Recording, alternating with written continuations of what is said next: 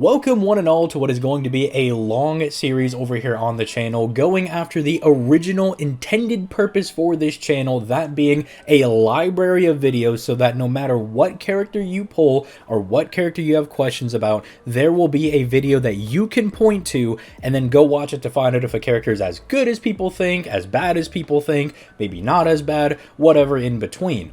And I can think of no better character to start off with literally the poster girl of the series, arguably the most iconic character from Fate, that being Artoria Saber herself. Because instead of just going through all the sabers one by one, I'm thinking about just going in release order. I think that might give me a little bit more sanity.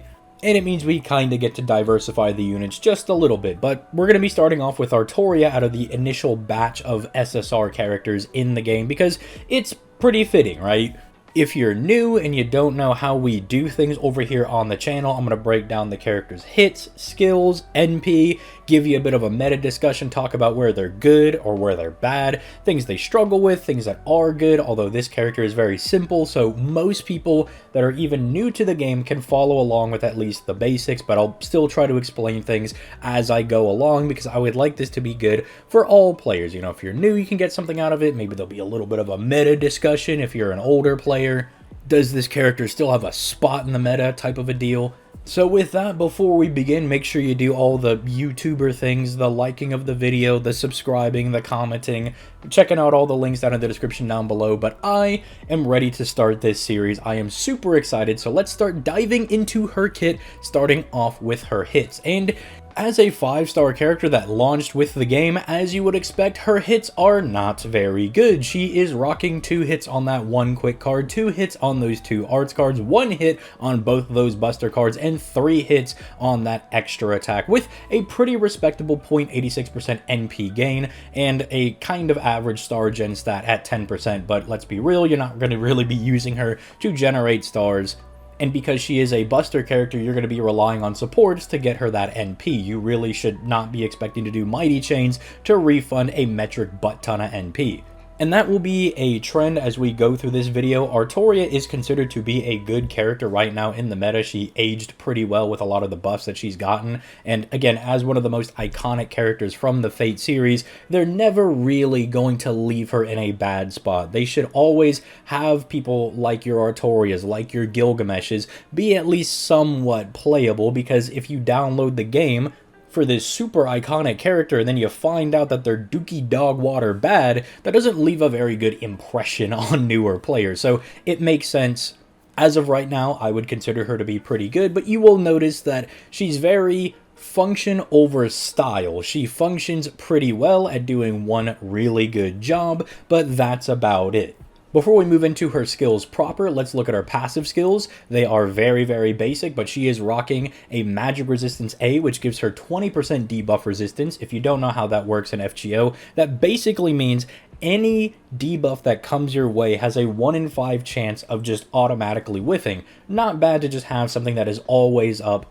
And while it may not be the most reliable thing, because it is a 1 in 5 chance, 20% out of 100%, it is still just nice to have that every now and then a stun, an attack buff, or a charm, or whatever have you, is just going to whiff on your saber because of this magic resistance. And then she has Riding Bee, which is giving her an 8% quick buff. That is buffing the damage of her 1 quick card and the NP gain of it, but as she is not a quick servant, that is not really going to be all that usable, but hey, it's really nice if you're doing mighty chains. That quick card might just overperform a little bit, but something we'll see as we get into this character's mighty chains are probably something they're not going to be doing all that frequently or want to be doing. Her first skill is Charisma B, and this is the only thing on her that has not been buffed yet, and it definitely shows. It's a year 1 skill. It increases the entire party's attack by a whopping 18% for 3 turns on a 5-turn cooldown. And that's about it. It's not a bad effect, you know, getting extra attack for not only Artoria, but any other DPSs you may also have in your team lineup is going to be good, but for my newer players, as a buster character, you're not really doing multiple DPSs. They're kind of selfish. Generally, you want to just be using them to be doing the lion's share of the damage. But a good thing, if you're new, buster characters have this ability to refund their cooldowns very quickly because there is this support called Koyenskaya that between the two of them reduce your cooldown by 4. You can see that this is up for 3 turns. If both of the Koyenskayas use their cooldown on Artoria over here, that reduces it down to 1, and now you've got a 36% attack buff, which is substantially better. It's double what she had originally, but considering some of the other characters that can also refund their skills and have a little bit more going on, we're waiting with bated breath for this to be buffed. Probably with crit damage or maybe a survivability buff. I mean, Artoria is supposed to have Avalon. I know the Saber technically doesn't have it in all of the shows. She's always giving it to Shiro or Irisfield or Kiritsugu even. But tossing her an invincibility or something would be nice to give her some kind of applicability going into boss fights, advanced quests, challenge quests, those more difficult fights in the game.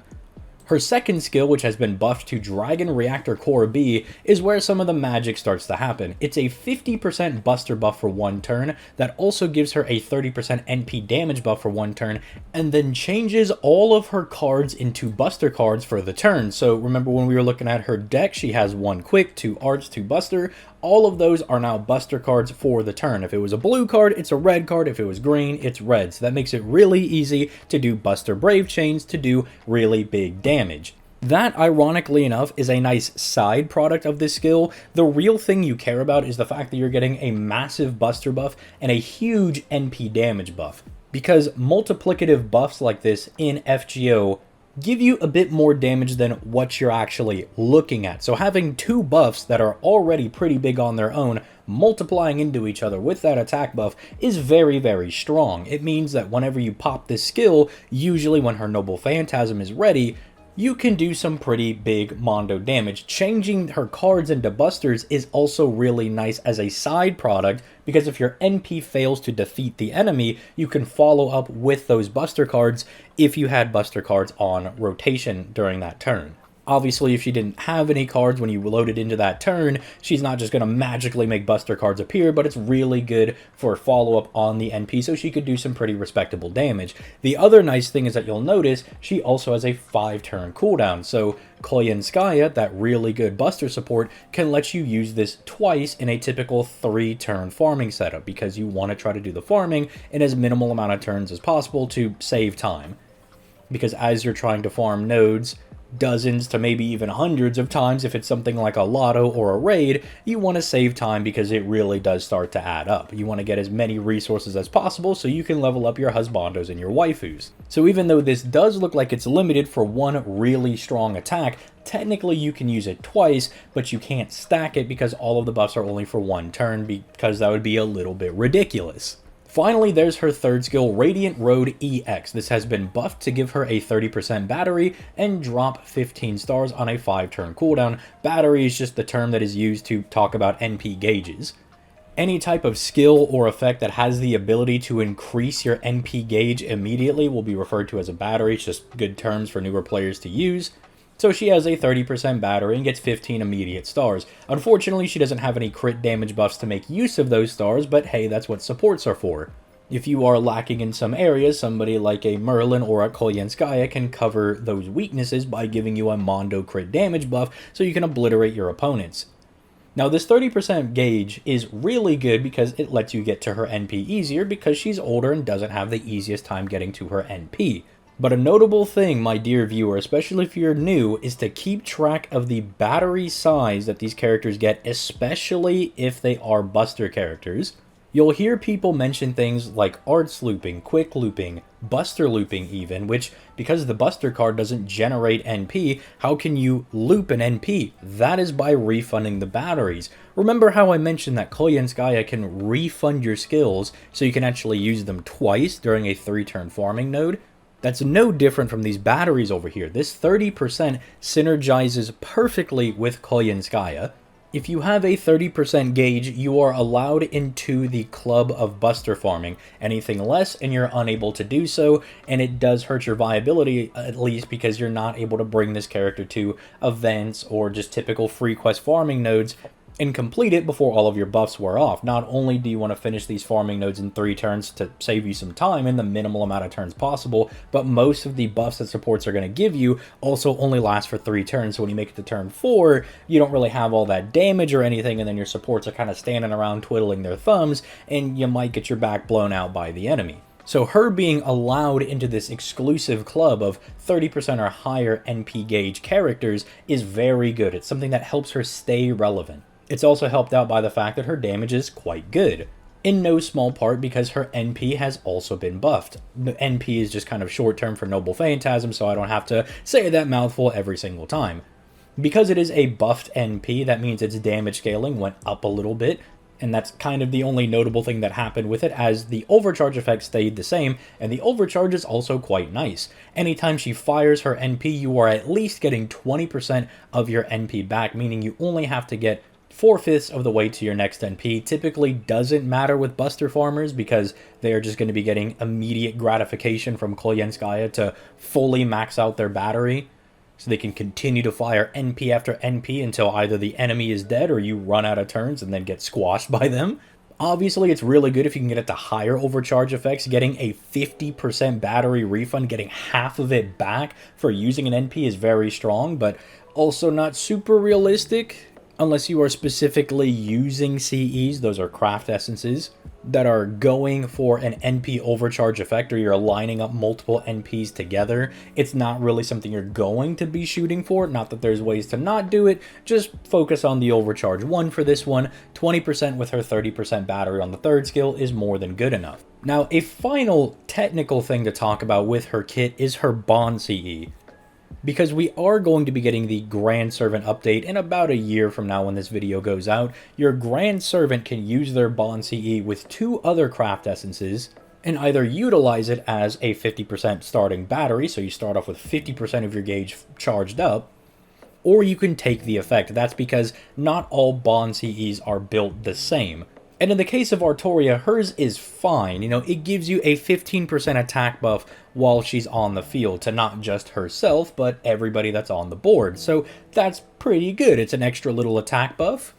She's doing a little bit more damage. If that's something you can afford and you don't need the starting battery, then hey, by all means, pop off, take the free damage. But if you're going into the end of the year raids next year, or you're going into the Grand Masashi Trials and you need a little bit of extra damage, maybe you don't have an NP 3, 4, 5 Artoria and can't do it consistently, then by all means take the extra damage. There's a lot of craft essences that didn't age very well for these Bond CEs that are supposed to be very special for certain heroic spirits, but Artoria's is fine. Getting 15% attack is a-okay, nothing super spectacular, nothing like some of the insane ones that we'll talk about through the course of this series, but it's okay. Now, one last final thing to talk about is her Append 3. Every servant has 5 Append skills, at least as of JP. Right now on NA, we only have the first 3. The first being an extra attack buff, the second being a starting gauge of 20% when you fully level it, and the third one being a special attack damage against a certain class, with the 4th one being extra crit damage that every servant will have access to of 30%, and the 5th one being an ability to lower your skill cooldown for the first 3 times it's used, which is pretty nifty. But the third one is always interesting to look at because it gives the servant a little bit of an extra niche going into fights, and for Artoria, it's fighting against rider enemies. Typically, as you would expect, the game tries to teach you all about class advantage and everything, but as you start getting more into the game, building up your servants, using more supports, you'll find that some characters can go into fights with type neutral, so in this case, Artoria as a Saber going against a rider enemy, and still be able to do enough damage to get the clear on. And if you are struggling a little bit, or maybe you just don't have a good assassin, berserker, or a pretender to actually clear these rider enemies, she could be a good alternative to help you clear out some of those enemies, especially because she is available for you to pick up for free once you finish Fuyuki, and is on every single banner in the game as a general gacha servant. So you could be pulling for your favorite character, Gilgamesh, and she might just appear and you get really lucky, or I guess you would say that you got unlucky because you didn't pull the 5-star you wanted, but at the very least, it's not a bad character to pull. Me, myself, I have been surprised by this character on 3 different occasions, and while it's not exactly the character I wanted, I can say she can put in really good work. So what is the verdict? What is my objective opinion on Saber Artoria, one of the most iconic characters in the Fate franchise? She is pretty dang good if you are looking for someone to do buster farming for you, because her damage is very generic. She just kind of hits everybody pretty hard. You can't really say she's bad. She's got the battery for it. Her second skill is an immense damage steroid. And the fact that you can use it twice is very powerful. It means that when you're going into a farming node, ideally finishing it in 3 turns, you get a massive power boost for 2 of those nodes, which even in some of the most difficult content in the game, those 90++ free quests, whether they're on the Bleached Earth or are in an event, typically you can play around that. There's going to be the massive servant at the very end, and then there's probably going to be some big chuckle nut either on the first or second wave that you can use the skill again on. And because of how Koyenskaya works, you're typically going to be fine to either use it on wave 1 in 3 or 2 in 3 or mix and match it however you want. So even though there could be some nodes, if they're all really high HP enemies, she might struggle against them because you can't use the damage steroid for all 3. She'll still be generally fine, but if you're going to try to use her for anything else, she is definitely going to struggle and be at the mercy of her supports. She has no skills that offer her survivability, those being invincibilities, dodges, guts even, or even just raw defense or damage cut buffs. She is pretty much just going to get smacked in the face by any attack that comes her way, and she just has to take it with no recovery. She has no HP healing, no HP recovery, no debuff cleansing. It's a very basic and straightforward character. What you see is what you get. And yet, if you looked at the Saber tier list that I did for this year, that being 2026 if you're watching this in the future, she's still ranked rather high, and that is because she has one job and she does it rather well. There's no special power mods, there's no special stacking or anything. She just does a really solid amount of damage and is really good at smacking people with Excalibur.